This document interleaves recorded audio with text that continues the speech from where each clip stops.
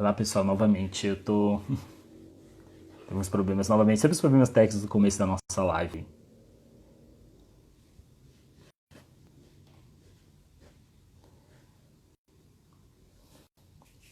Então,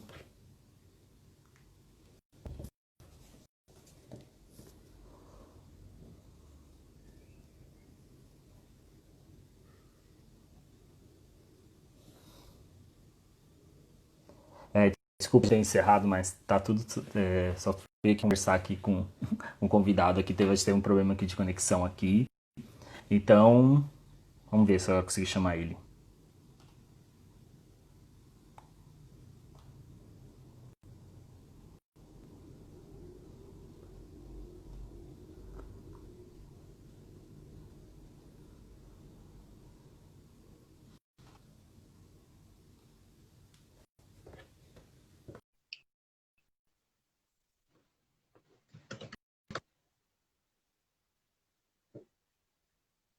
Ele já adicionei o professor Abílio aqui na live.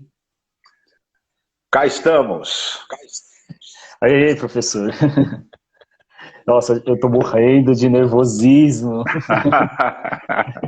Não, deixa eu arrumar aqui a minha posição. Vai dar certo.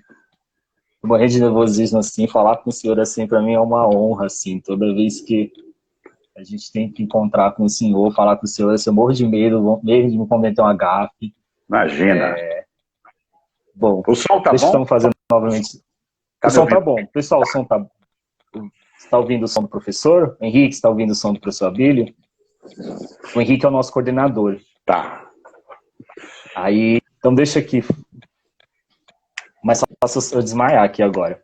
Bom, pessoal, antes de começar a live, desculpa aí pela teve aí sempre nossos probleminhas técnicos no começo. O pessoal, professor Abílio, a gente já está na nossa 7ª live, a gente começou a fazer na primeira semana dessa quarentena, então toda semana, toda quinta-feira, às 7 horas da noite, a gente sempre traz um assunto aí atual, assim, que tem a ver com a nossa sociedade brasileira, independente se está um assunto político, um assunto mais questão ambiental, enfim, a gente já teve assuntos envolvendo sobre assuntos mais votados pela Constituição microbiológica do vírus, né? Uma amiga minha que é da farmácia, a professora Débora, um com o Sandro, que é o namorado da Renata, lá do CPDOC, falando sobre a pandemia na periferia, o professor Alessandro falando sobre a geopolítica, o que vai acontecer depois que acabar a pandemia, e outros temas também que não tem muito a ver com a pandemia, já falamos sobre a cultura do cancelamento, sobre a representatividade negra na televisão, por isso naquela discussão do Big Brother Brasil, Thelma, Uhum. Babu, a gente foi na semana retrasada, com a Elane, que também que é a esposa do Adriano, lá também do CPDOC. Então e agora a gente pensou, falei, convidar ele, falei, olha, eu vou convidar o... Na verdade, quando eu tinha feito esse planejamento para a CEPUSP, no começo do ano, em maio, eu tinha colocado lá no planejamento que a gente ia discutir coisas envolvendo a arquitetura e as cidades. Mas ia ser fisicamente, eu ia convidar o senhor, ia convidar a galera que estuda cidades, ia fazer uma live não, desculpa, ia fazer uma mesa mesmo, com uma oficina, um curso, a gente estava organizando isso. Mas, por conta disso, a gente acabou mudando tudo, então eu fiz esse formatinho aqui toda quinta-feira. Então tem alguns alunos da CEPUSP aqui nos assistindo, eles alunos, tem professores. Lá no cursinho a gente tem um curso chamado de linguagem visual, que é um curso, os alunos que são do cursinho que vão pleitear a vaga no curso de arquitetura, eles fazem, porque parece que a curso de arquitetura tem uma segunda fase, uma prova específica, não sei exatamente se tem ou não. Se a Lahaida entrar aí, ela dá que a professora deles, ou algum aluno tiver, eles dão um aceno aí, explicam melhor. Mas geralmente é isso também. Então, achei assim esse tema muito interessante, que é um tema histórico, é um tema que envolve arquitetura, é um tema que envolve história da cidade, é um tema assim, multidisciplinar, envolve a questão racial, o movimento negro, a questão da escravidão, enfim. E eu fico muito honrado pelo convite, por ter aceitado, nossa, eu fui morrendo de vergonha pedindo convite, assim, eu tô vermelho igual essa blusa aqui, que achei, nossa, ele vai nem olhar pra minha cara. E muito obrigado mesmo. Desculpa, falei igual, falei desinvestadamente. Bom, pessoal, esse é o professor Abílio Ferreira. A gente vai discutir aqui Tebas, um negro arquiteto na São Paulo escravocrata. Que vamos falar sobre essa figura, esse personagem que não está nos livros de história. Quero entender por que ele já não está nos livros de história. E eu queria, antes da live ter caído, eu tinha feito uma pergunta, se alguém sabia quem construiu o Centro Histórico de São Paulo, né? Pelo livro que o senhor pesquisou, pela pesquisa, pela coletânea, pela organização do livro e a sua pesquisa também de mestrado, de especialização, Tebas foi responsável pela construção da Igreja de São Francisco, a Fachada do Carmo, é isso? O Chafariz da Misericórdia, o Cruzeiro da Pedra, o Convento de São Bento. E a gente entende isso, quando a gente vai estudar a história de São Paulo, não falam isso. Já queria, fora essa discussão pessoal, que vai envolver essa discussão do Tebas, desse arquiteto, da pesquisa, também quero convidar, a gente vai conversar um pouquinho sobre o cemitério dos escravizados, cemitério dos aflitos, né? Ali no bairro da Liberdade. Os alunos que fizeram o cursinho ano passado, não sei se tem algum ex-aluno aqui, se tem alguns ex-alunos aí, ano passado a gente visitou a gente foi na Capela dos Aflitos, estava fechada, mas a gente chegou aí na porta. Tá dando eco aqui no meu. Acho que é isso, professor. Falei. Vamos ver como é que está aqui o meu som. Porque no princípio, as primeiras palavras que eu falei também estava dando eco. Como é que está agora? Para mim tá de boa. Legal. O pessoal tá dando eco. Geralmente para mim nunca dá eco o convidado. Bom, eu também tô... Henrique, Diego, quem tá indo, vê se tá dando eco, professor Abílio, por favor. Eu também tô achando que tá legal. Para mim aqui tá bom. Ok, né? Posso dar... Pode então? Vamos lá.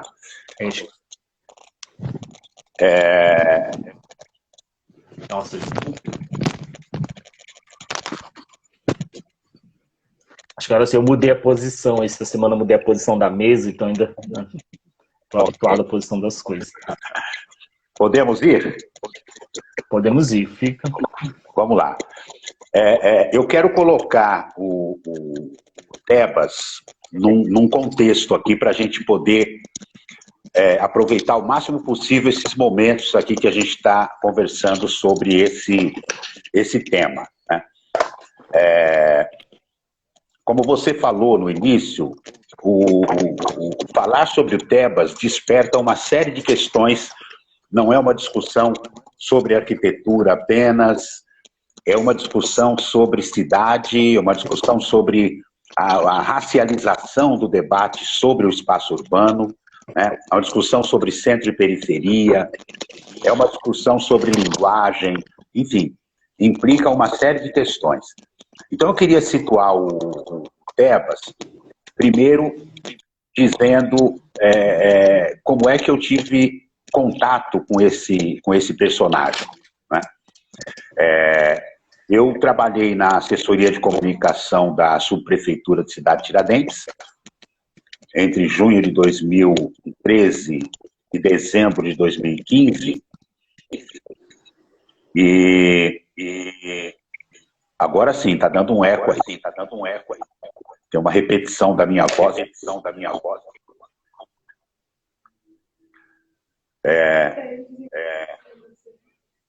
Eu acho que talvez se desligar o seu microfone quando eu falo, né? Será que não é isso?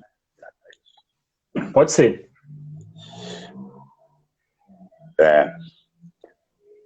Alô, alô? Ok. Melhorou. Eliminou o eco.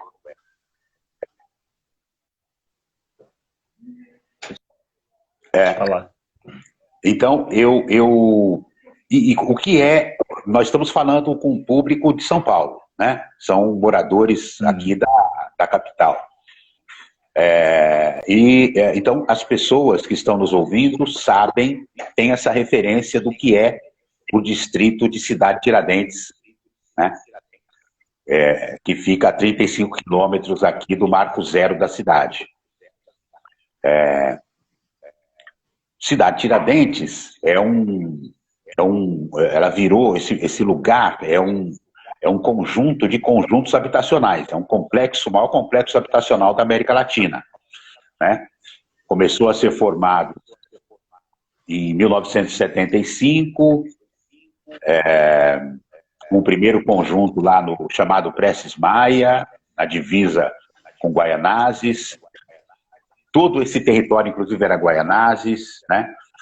E faz parte de uma política habitacional do governo militar para tentar resolver o déficit habitacional. Mas fez isso adquirindo terras baratas na periferia de São Paulo, um lugar distante, e fez uma produção em larga escala de unidades habitacionais num lugar onde não tinha nada, não tinha nenhuma infraestrutura.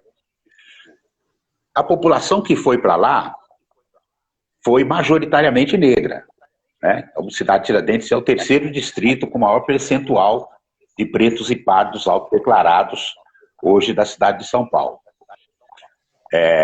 Para lá foram moradores de bairros tradicionais de São Paulo, moradores da Casa Verde, do Jabaquara, do Bexiga, da Vila Mariana, famílias negras que pagavam aluguel em bairros estruturados, tradicionais de São Paulo, e que foram morar lá. Essas pessoas morando num lugar sem nenhuma infraestrutura, gerou um processo, um bairro extremamente crítico e também criativo. Então, ali, Cidade de Tiradentes, nós sabemos que dali surgem os principais grupos coletivos de hip hop, né? A primeira biblioteca comunitária, Solano Trindade, o movimento do funk também mais atual, de lá também. explode em Cidade de Tiradentes. Isso tudo tem a ver com esse tipo de migração, né? Com o modelo de migração que aconteceu para lá. E com o Tebas também aconteceu isso. Eu conheci esse personagem lá em Cidade de Tiradentes, nesse período.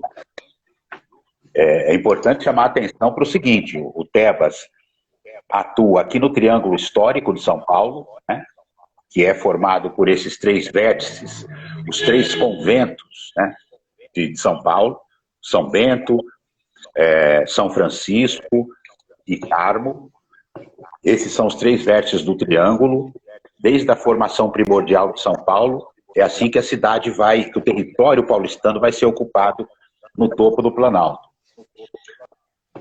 Mas o Tebas vai ganhar um apelo popular por meio de duas manifestações que não tem nada a ver com o setor da arquitetura, do patrimônio histórico, que são setores especializados e, de maneira geral, elitistas. São duas narrativas populares. Uma é o samba, né, por meio do Geraldo Filme, que fez o primeiro samba enredo, o único até agora samba enredo que tem o Tebas como tema, né, em 1974, na Escola de Samba Paulistano da Glória, ali vizinha ao Cemitério dos Aflitos, né? Seu professor Abílio, tem pessoal do Carnaval aqui assistindo aqui também, que convidei. Depois eles dão um aceno aí. A Soraya, a Sandra. Ótimo. E a outra manifestação foram justamente os coletivos culturais de Cidade de Tiradentes. Então, nós tivemos em São Paulo 3 conferências municipais de cultura. A que chega talvez mais próxima do conhecimento, da familiaridade da juventude de hoje, é a 3ª conferência, que inclusive foi o embrião do programa de fomento à cultura das periferias, né? Acho que é um programa bastante conhecido, né? Programa de fomento à cultura das periferias, que fomenta, inclusive, o CPDOC Guaianares, né? Isso mesmo, ele fomenta no coletivo. Eu nem sei se eles entraram aí também. E Agora, houve uma primeira Conferência Municipal de Cultura que aconteceu em 2004, nos 450 anos de São Paulo. O cenário era o seguinte: último ano da gestão da prefeita Marta Suplicy, né? Segundo ano do governo Lula na presidência da República. O ministro da Cultura era o Gilberto Gil, que era uma novidade, um ministro da Cultura músico, que fazia shows e que tinha uma visão, uma política cultural bastante interessante para o país, né?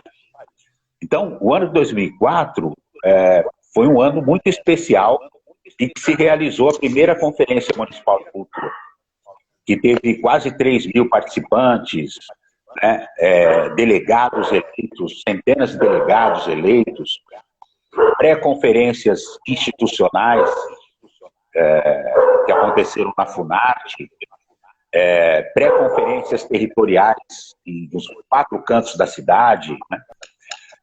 E, né, para essa conferência, um grupo, coletivos de Cidade Tiradentes e de Itaquera se organizaram para propor uma coisa chamada Semana Tebas de Ciência, Tecnologia e Educação. Então se organizaram o MOCUT, né, o Movimento Cultural Cidade Tiradentes, a Escola de Samba, o Grêmio Recreativo Cultural Escola de Samba Fala Negão, de Itaquera. Tinha gente do Oriaxé também, que é um bloco afro de mulheres que ensaiava no Bexiga, que é, digamos o embrião do Luová de Mim, né? Que ensaiava no Bexiga. A Kika, que era presidente do Oriaxé e tinha migrado para a cidade de Tiradentes, também entrou nesse processo. Tinha os coletivos de hip-hop do Barro Branco, né, que é um dos setores de cidade de Tiradentes. Então, essa turma toda se organizou para propor, nessa conferência, a Semana Tebas Ciência, Tecnologia e Educação, que era uma proposta extremamente inovadora. Você realizar uma semana multidisciplinar, articulando educação, tecnologia, e cultura, né? Semana Tebas Ciência, Tecnologia e Educação. E conseguiram aprovar essa Semana Tebas naquela conferência, né? Agora, como é que veja, o Tebas é extremamente, muito pouco conhecido, né? Até mesmo pelos arquitetos. Como é que o Tebas chega em Cidade de Tiradentes e como é que um grupo de coletivos se organiza em torno de uma proposta como essa, em 2004, né? Se hoje você tomou um susto porque não sabia, não já tinha ouvido falar do Tebas, que dirá naquele momento em Cidade de Tiradentes, né? Então, esse ponto que eu quero ressaltar. O Geraldo Filme, um depoimento que ele deu a um programa Ensaio, chamado Ensaio da TV Cultura, um programa que já não está mais no ar, mas que ficou muitos anos no ar. Ensaio, conheço, Ensaio. Ensaio. Em 92, o Geraldo Filme deu um depoimento nesse programa. Ele foi perguntado sobre o processo de criação daquele samba enredo para a Escola Paulistano da Glória em 74. Diga-se de passagem que 1974 foi o ano em que o paulistano subiu.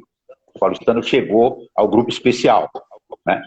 Com esse enredo chamado Praça da Sé, sua lenda, seu passado, seu presente. E o nome do samba era Tebas o Escravo, que era de autoria do Geraldo Filme. Em 92 ele dá esse depoimento no programa da Cultura e diz o seguinte: olha, eu ouvia falar dos velhos. O Geraldo Filme morreu em 95. Ele nasceu no começo do século, né? Nasceu em 1930, nos anos 30, por aí. Ele disse que ouvia falar dos velhos, ou seja, são pessoas que passaram pela virada do século XIX para o século XX, esses velhos aos quais ele está se referindo. Que ouvia falar que Tebas era alguém, era um adjetivo, não é um substantivo. Tebas era uma maneira de você se referir a alguém que tinha muita habilidade numa determinada atividade. Alguém que era treinado, era exímio, era esperto, valente, né? Então, Tebas é uma palavra usada, inclusive, entre os capoeiristas. Era usada entre os capoeiristas dos séculos XVIII e XIX. É uma palavra de origem quimbundo, né, que é uma língua falada pelo grupo linguístico banto, que a maioria dos africanos trazidos para o Brasil são bantos, né? Então, é uma palavra que circulava entre a população negra que vivia no Brasil naquele momento em que havia muitos africanos ainda no Brasil, ou descendentes de africanos, mas filhos de africanos, a primeira geração de brasileiros, a primeira ou segunda geração de brasileiros. De forma que o Joaquim Pinto de Oliveira, esse é o nome dele, ganha o apelido de Tebas como uma forma de se referir às habilidades dele. Habilidades não só com a técnica de entalhar pedras, né, que era a especialidade dele, mas provavelmente por ser um cara também ligado ao mundo da capoeira, ao mundo da rua, do espaço público. É isso que nos leva a designação dessa palavra Tebas, nos leva a interpretar esse apelido a partir daí. Então, nós estamos falando aqui de um processo de ocupação de território, especialmente do espaço público. Porque o chafariz da Misericórdia, que ficava onde hoje ainda se chama Largo da Misericórdia, no cruzamento da Rua Direita com a Quintino Bocaiúva, né? Ainda hoje chama Largo da Misericórdia ali, tinha a Igreja da Misericórdia ali, e em frente à igreja, o chafariz. O que era um chafariz? O chafariz era o lugar onde todo mundo, o povo, ia buscar água para abastecer as casas. Quem frequentava os chafarizes era a população negra. Mulheres e homens negros, indígenas, que iam ali para pegar água, né? De maneira que o Largo da Misericórdia, que ficava a poucos metros do Largo do Rosário, onde ficava a Igreja do Rosário, né, a atual Praça Antônio Prado, compunha uma rede de ocupação do espaço público no centro de São Paulo. A Praça Antônio Prado é aquela praça que hoje atualmente fica a Bovespa, pessoal, é isso, né?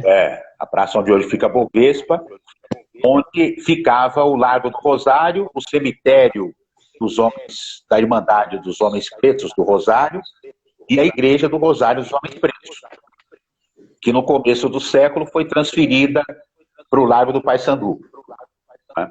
Mas nós estamos falando aqui do século XVIII, então o Largo e o cemitério e a Igreja da Irmandade do Rosário dos Homens Pretos estavam em plena atividade ali naquela região central.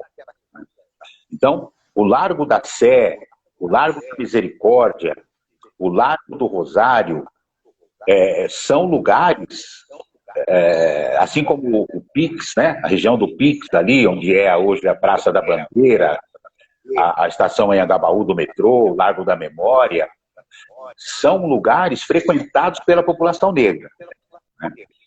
Então, o pessoal em Cidade Tiradentes teve acesso à informação sobre o Tebas por meio dessas narrativas populares, né? Então, antes de ser conhecido, e hoje a gente vê o Tebas, por exemplo, no livro que a gente publicou, né, que é esse aqui. O livro aí, pessoal.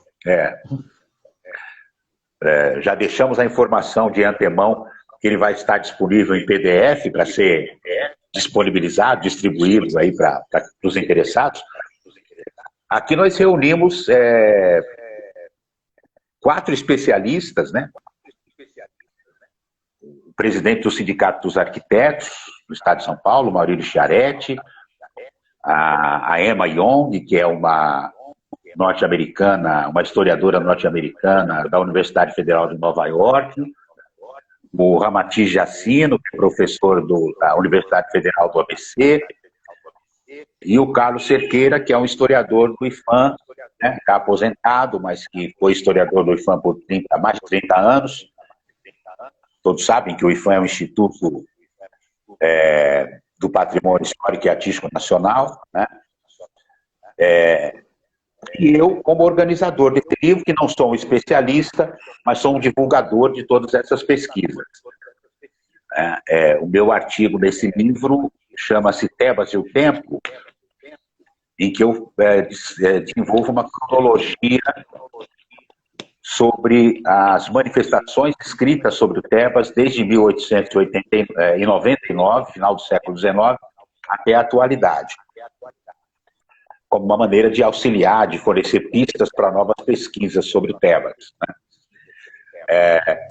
Então, aqui nós temos especialistas falando sobre o Tebas, mas eu tive contato com ele em Cidade Tiradentes por meio de coletivos de cultura de lá, que tinham migrado de bairros, como eu estava dizendo, do centro expandido da cidade de São Paulo, e que tiveram contato com ele, com a informação sobre ele, por meio dessas narrativas populares que vinham sendo transportadas pela tradição oral até desde quando ele morreu, em 1811, até os nossos dias, né? Até a atualidade. O Tebas morre em 1811, aos 90 anos de idade, mas o chafariz da misericórdia é conhecido como chafariz do Tebas ao longo de todo o século XIX, até 1886, quando ele foi desmontado e removido ali do Largo da Misericórdia. É isso que eu ia te perguntar. Hoje o chafariz não existe, né? Atualmente. Isso que tem muitos alunos nossos mais novinhos que ainda não vão no centro de São Paulo ainda. Hoje eu sei que o chafariz não está lá, mas hoje ele não existe mais esse chafariz, né? Ele não está mais lá. Ali nós só temos o Largo da Misericórdia, muito pouco notado, aliás, porque, vejam, imaginem que a rua direita, sempre cheia de gente, naquela velocidade, né? E as pessoas passam e sequer notam que ali tem o nome de Largo da Misericórdia, né? Pouca gente sabe. A São Paulo viveu esse processo de remoção, de demolição de muitos das suas edificações do século XVIII, da época da monarquia, né? Houve uma tentativa de apagar todo e qualquer conteúdo que dizia respeito ao passado do Brasil, à monarquia e ao período escravocrata, né? Então, o Largo da Misericórdia é um desses lugares. Você tem ali, ninguém consegue perceber que ali havia uma igreja e em frente um chafariz como um equipamento extremamente importante para o cotidiano da cidade, né? Então, muito mais do que falar da biografia de uma pessoa, das obras que o Tebas realizou, nós estamos aqui discutindo um processo de construção de identidade, de memória, né? de ressignificação de lugares, de valorização de uma narrativa que nos interessa, né?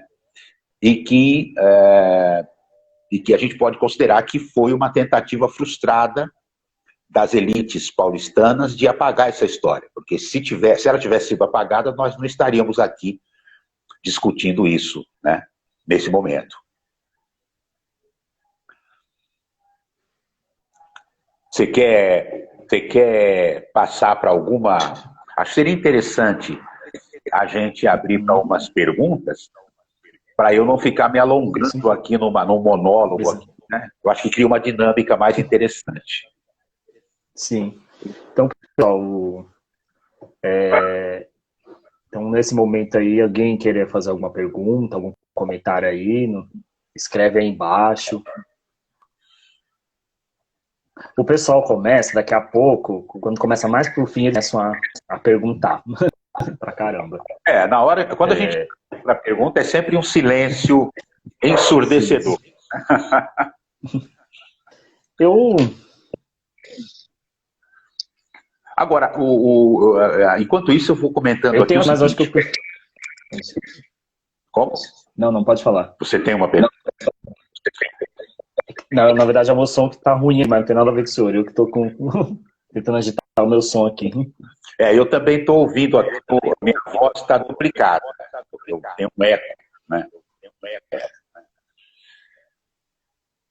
O pessoal tá dando eco aí, gente? É que pra mim não dá eco. É que eu que tô... Pra mim tá baixo mesmo, mas eu que sou surdo mesmo. Eu diminuí o meu volume aqui. Você está me ouvindo bem? Eu estou te ouvindo. Aqui do meu celular, para ver se melhora. Para mim, pelo menos, né? A Pretânia perguntou se pode falar sobre o movimento em defesa do sítio arqueológico dos Aflitos. Você quer falar agora ou quer falar mais um pouco mais na frente? Não, vamos falar sim, porque faz parte dessa história.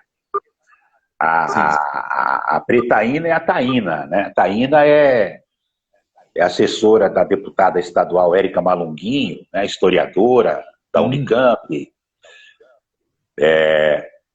E ela está com a gente nesse movimento do sítio arqueológico dos Aflitos.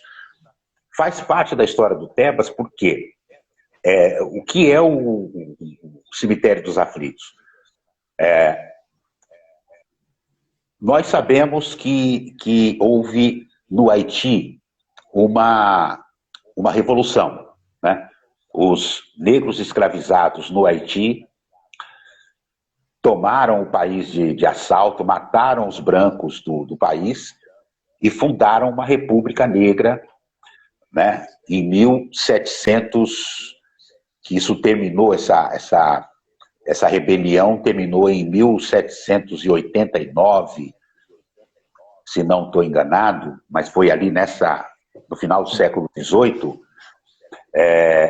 e causou pânico em todas as colônias, né, europeias, porque serviu de exemplo e essa notícia correu, né, apesar das dificuldades de comunicação, essa notícia correu pelas colônias, as demais colônias. É por essa razão que o Caetano Veloso e o Gilberto Gil compuseram aquela música no disco Tropicália 2, dizendo que o Haiti não é aqui, o Haiti é aqui, né? O Haiti não é aqui, né? Porque durante os debates sobre da campanha abolicionista no Congresso, as elites, os políticos que representavam as elites escravocratas no Brasil, debatiam que era preciso ter cuidado para não transformar o Brasil num Haiti.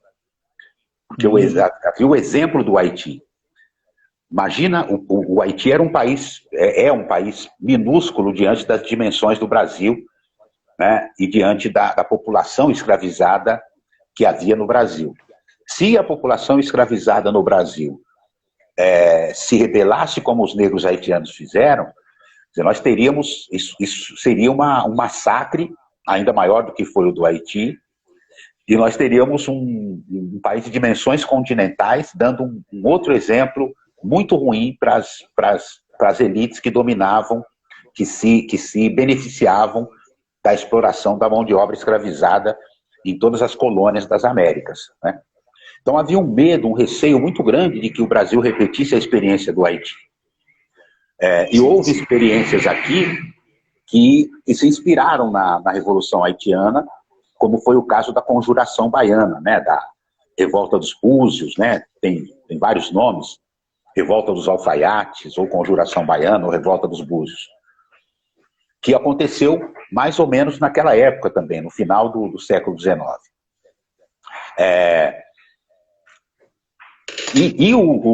O Cemitério dos Aflitos era um lugar onde o primeiro cemitério essa ideia de cemitério, ela só vai surgir em São Paulo em 1858, quando é fundado o Cemitério da Consolação.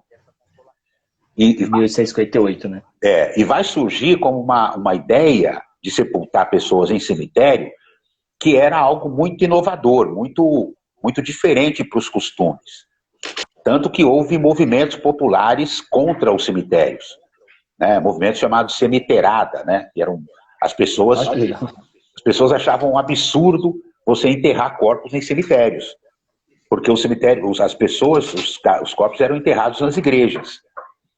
Então, para um povo católico extremamente religioso, era uma ofensa você falar em enterrar as pessoas num local longe das igrejas, né? Portanto, longe de Deus, longe de todos os sacramentos religiosos e tal. Porque até então, enterrava-se as pessoas nas igrejas, quanto mais dinheiro a pessoa tivesse, mais próximo de Deus, portanto, mais próximo do altar. Por isso havia as irmandades religiosas específicas para pretos, né? Ou para pardos, porque eram pessoas que não tinham permissão de frequentar e nem de ser sepultadas em igrejas católicas. Por isso se formaram as irmandades de pretos e de pardos, para poder ter um funeral decente, para poder frequentar uma igreja e tal.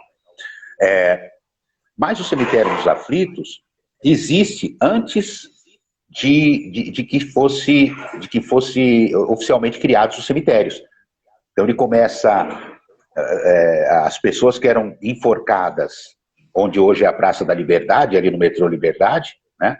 Ali era o Largo da Forca. Então veja como era o processo de repressão em São Paulo no século XVIII. Na atual Praça João Mendes, era o Largo de São Gonçalo, ali ficava a Casa da Câmara e Cadeia. Então, onde era a Câmara Municipal, em cima ficavam os vereadores, né, que governavam a cidade, e embaixo ficava a cadeia. Onde é hoje o Largo 7 de Setembro, ao lado do Fórum João Mendes, era o Largo do Pelourinho, que era onde você castigava os criminosos, né? Os criminosos eram os negros, né? E indígenas, as pessoas excluídas da sociedade eram os criminosos.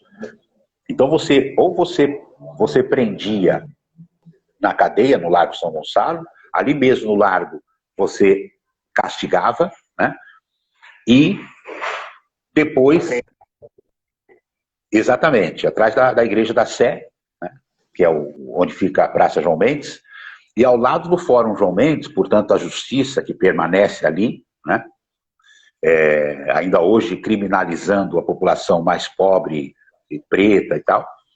E ali do lado do atual Fórum João Mendes, do Largo 7 de Setembro, era o Largo do Pelourinho, onde eram castigados os criminosos. Aqueles que eram condenados à morte, e tínhamos pena de morte no Brasil, eram conduzidos para o Largo da Forca, que fica ali a cerca de 50 a 100 metros da Praça João Mendes, ali na Praça da Liberdade, antigo Lago da Forca. As pessoas enforcadas ali no Lago da Forca eram sepultadas no Cemitério dos Aflitos, que é delimitado ali pelo quarteirão da Rua Galvão Bueno, Rua dos Estudantes e Rua da Glória, né? Então esse cemitério... Próximo ao metrô Liberdade. Próximo ao metrô Liberdade. Por isso que tem ali a Igreja Santa Cruz dos Enforcados, Avenida Liberdade, ao lado do metrô Liberdade, e um quarteirão distante dali tem a igreja, a Capela dos Aflitos, por causa do Cemitério dos Aflitos, né? Então esses sepultamentos começaram em 1775, né? Então 75, 85, 95, 1805, 1815, 25, 35, 45, 55, 83 anos. Então, ao longo de 83 anos, foram sepultadas pessoas nesse quadrilátero ali. Os 9 esqueletos que foram encontrados em dezembro de 2019 foram encontrados em escavações feitas num terreno onde tinha sido demolido um prédio, um terreno de 400 metros quadrados, terreno comprido, né?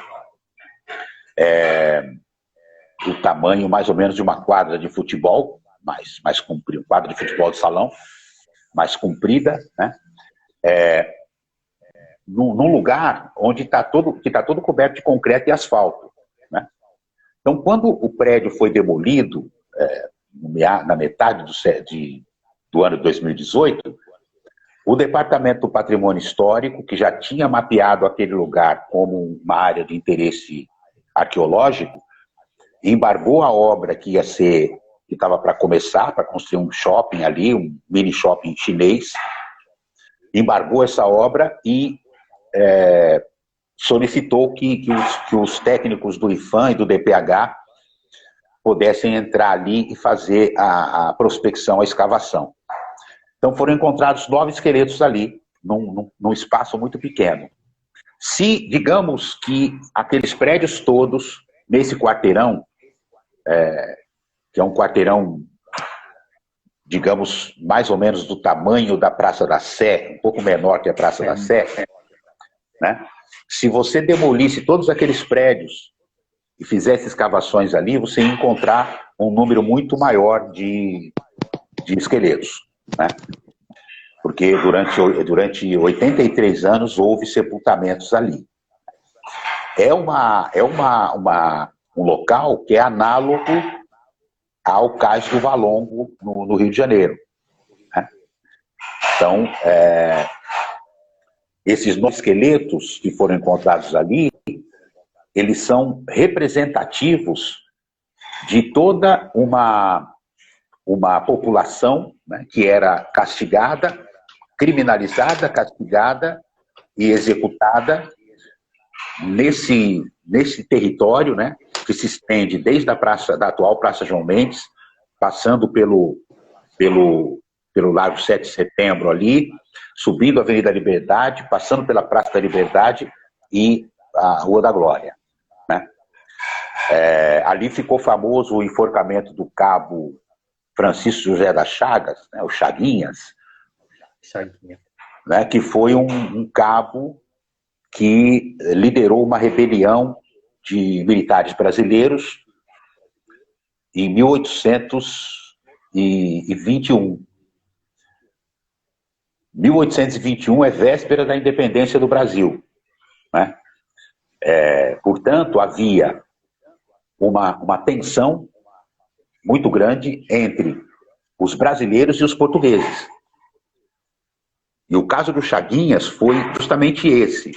Os militares portugueses recebiam X e os militares brasileiros recebiam menos X. Essa diferença, havia 5 anos que havia sido prometido pela coroa portuguesa de pagar essa diferença para os soldados brasileiros e nunca tinha sido pago. Essa diferença nunca tinha sido paga. Então o Chaguinhas liderou, junto com o Cotindiba, que era um companheiro dele, liderou uma revolta contra essa falta de pagamento de soldos, né? E por isso foi condenado, ele e o Cotindiba, condenado à morte. Isso aconteceu em Santos, onde eles eram lotados, mas como eles eram naturais de São Paulo, foram mandados para São Paulo para serem enforcados no Largo da Forca. O Chaguinhas e o Cotindiba aguardaram a execução na Capela dos Aflitos, né?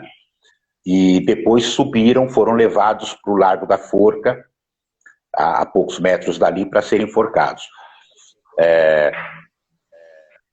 Há um depoimento do Frei Caneca, né, o famoso Frei Caneca dos livros de história, de que ele teria presenciado o enforcamento do Chaguinhas, né? Então, o Cotindiba foi enforcado primeiro, o Chaguinhas foi o segundo a ser enforcado, mas foi difícil matar o Chaguinhas. A primeira tentativa, a corda arrebentou, na segunda tentativa, arrebentou de novo, na terceira, novamente, e aí mataram ele com... No depoimento do Frei Caneca não fica Ele não detalha de que maneira ele foi morto, mas alguns dizem que foi a pauladas, outros dizem que foi via estrangulamento direto, né? Mas o fato é que era costume de quando o enforcamento, a pessoa não morria no ato da execução por enforcamento, essa pessoa merecia a liberdade. Sim. Então, quando a corda arrebentou a primeira vez, arrebentou a segunda, o povo que estava ali no Largo da Forca assistindo ao enforcamento começou a clamar por liberdade, né? E associou essa dificuldade para matar o Chaguinhas com algum poder sobrenatural que ele, porventura, tivesse. Logo depois do enforcamento, da morte dele, fincou-se ali uma cruz de madeira naquele local, e as pessoas começaram a surgir relatos de milagres, de graças alcançadas depois de orações e promessas feitas ao Chaguinhas. De maneira que... E é por isso que o bairro, inclusive, tem esse nome de Liberdade, né? A praça. De acordo com essa lenda popular, essa versão popular, ali teria recebido esse nome de Liberdade por causa disso. Mas a versão historiográfica é de que o chafariz do curso jurídico, que tinha esse nome, que ficava em frente à Faculdade de Direito, no Largo São Francisco, foi transferido lá para essa região do Campo da Forca e passou a se chamar Chafariz da Liberdade por causa do movimento pela independência do Brasil, né? E aí passou a se chamar Liberdade aquele local e se estendeu para toda a região. Então, a morte do Chaguinhas, e por que a coroa portuguesa não deu perdão, não concedeu perdão ao Chaguinhas, né? Por que mesmo o povo clamando, mesmo a corda tendo arrebentado, por que a coroa portuguesa não deu perdão a ele? Porque o Chaguinhas representava um exemplo muito indigesto. 1821, fazia muito pouco tempo que tinha havido a Revolução do Haiti e fazia muito pouco tempo que tinha acontecido a Conjuração Baiana, né? Que foi a tentativa, o primeiro único movimento popular, né, que não foi liderado pelas elites da história das rebeliões, das guerras, das revoltas brasileiras, né? Salvo engano, parece que é o único movimento de caráter popular liderado por negros né, e pelas classes populares. Então, eram exemplos muito indigestos, e o Chaguinhas tinha se rebelado contra o poder do exército, contra a hierarquia do exército, né? Então, perdoar o Chaguinhas em praça pública representava um exemplo, um mau exemplo para o exercício do poder. Então, a forca foi instalada ali no Largo da Forca, que era um lugar alto, sim, que é um lugar alto, né? Sem os prédios que a gente tem hoje, era um lugar que você podia ver de outros cantos da cidade. Então, ali ficava a forca justamente para dar exemplo. As pessoas eram enforcadas em praça pública, eram açoitadas lá no Largo do Pelourinho, justamente para dar exemplo. Olha, você não pode contrariar, reivindicar direitos diante desse regime, né? Então, essa provavelmente é a razão por que o Chaguinhas foi tão... assassinado. Executado de uma maneira tão cruel, né? Por causa dessa proximidade com a Revolução Haitiana e a Conjuração Baiana. Por isso o bairro da Liberdade ali, o Cemitério dos Aflitos, o Sítio Arqueológico dos Aflitos, representa muito para a população negra e para a discussão sobre liberdade e democracia no Brasil, né? É isso. Inclusive até tem uma pergunta, acho que foi o Valdir. Duas perguntas aqui, vou fazer a do Valdir, depois eu faço da Letícia. Ele me perguntou da relação do tombamento e preservação. Como é que está essa discussão no sítio arqueológico? E aí, quando aconteceu a demolição do prédio, um grupo de devotos, porque ali na Igreja dos Enforcados e na Igreja dos Aflitos, tem devotos, pessoas católicas que frequentam a igreja, que acreditam no Chaguinhas como um santo popular, né? Você vai na Capela dos Aflitos, você vê lá diversos banners com frases assim: agradeço a graça alcançada, né? Lá na Capela dos Aflitos tem uma porta antiga que separa a capela do velário, que era onde a cela onde o Chaguinhas teria ficado. Ali é costume as pessoas escreverem num papel os seus pedidos, dobrar esse papel e colocar na fresta da porta e bater 3 vezes na porta, para como que acordar o Chaguinhas para que ele atenda a esses pedidos, né? Então, esses devotos, um grupo de devotos se organizou para protestar contra a obra que estava sendo feita ao lado da capela, no terreno onde tinha sido demolido aquele prédio antigo, um sobrado antigo. Então, os procedimentos de fundação da nova obra, aquelas máquinas, aquelas escavadeiras, aquelas estacas, né, começaram a abalar a estrutura da capela. Uma capela que fez 241 anos agora, em junho, né, vai fazer 242 anos agora em junho de 2020.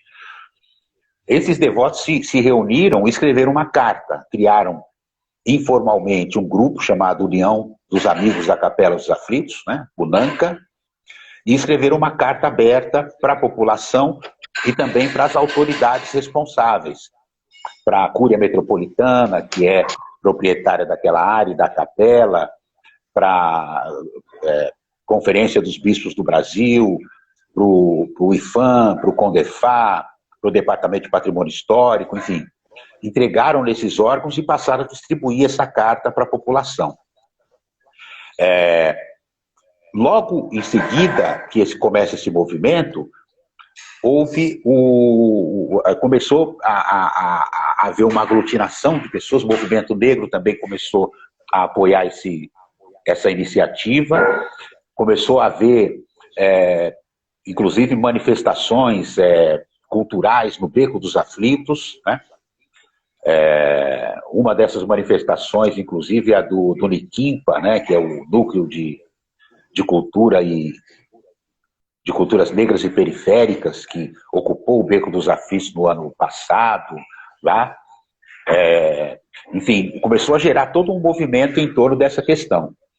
E culminou com o momento em que acharam os 9 esqueletos, que deu muita repercussão na mídia, né? Houve uma audiência pública na Câmara Municipal. Dessa audiência surgiu um projeto de lei que agora foi sancionada, foi aprovada pela Câmara e foi sancionada pelo prefeito Bruno Covas em janeiro de 2020 agora, a Lei 17.310, que institui o Memorial dos Aflitos, né? E que deve ser construído nesse terreno onde foram encontrados os esqueletos. O que está faltando agora? Está faltando a emissão de um decreto de utilidade pública. A prefeitura precisa emitir um decreto de utilidade pública, transformando esse terreno numa área de utilidade pública, para que ele então possa ser desapropriado, para que possa ser construído um memorial nesse terreno. Agora, com esse período de quarentena, então nós vamos ter que aguardar o retorno dos trabalhos. Mas já estamos agendando uma reunião virtual com o secretário de Cultura, o atual secretário municipal de Cultura, o senhor Cossolo, né? Que substitui o Alexandre Youssef. Estamos agendando com ele uma reunião virtual para saber, para pegar com ele informações de como está essa questão da análise do decreto de utilidade pública, né? Mas tudo andou muito rápido, quer dizer, a gente não esperava que essa lei fosse sancionada tão rápido, né? E que a gente fosse conseguir ter uma adesão tão grande, o que coloca o sítio arqueológico dos Aflitos numa rede internacional de sítios arqueológicos né, da Rota da Liberdade da Unesco, que envolve o Valongo, envolve outros sítios arqueológicos no Brasil e no mundo. Acho que tem. Deixa eu só falar uma coisa sobre isso, Abílio. A live provavelmente ela tem um tempo de 1 hora, ela cai. Eu acho que ela vai mais ou menos aqui uns 5 minutos. Tá. Se cair, a gente retorna novamente para a gente terminar as questões e tudo mais. Tem umas 3 perguntas aqui ainda. Perfeito. Caso isso aconteça, a live, depois a gente retorna todo mundo. Tá bom. Aí a gente retorna. Pessoal, só para quem está entrando agora, a gente está discutindo o tema, né, Tebas, o arquiteto negro na São Paulo escravocrata, mas também a questão do sítio arqueológico dos aflitos, né, que onde foram encontrados ossadas de negros escravizados, que foram torturados durante o período colonial, que é hoje atualmente o bairro da Liberdade. Beleza? E deram uma sugestão a gente terminar e começar de novo. Acho que boa sim, Tainá. Então a gente vai fazer isso então. A gente começa Então é isso. Vou dar uma pausa e a gente começa novamente aí, porque eu tenho inclusive tem mais 2 perguntas e tem outra do Tebas também. Combinado, beleza? Combinado. Até já. Então segura aí.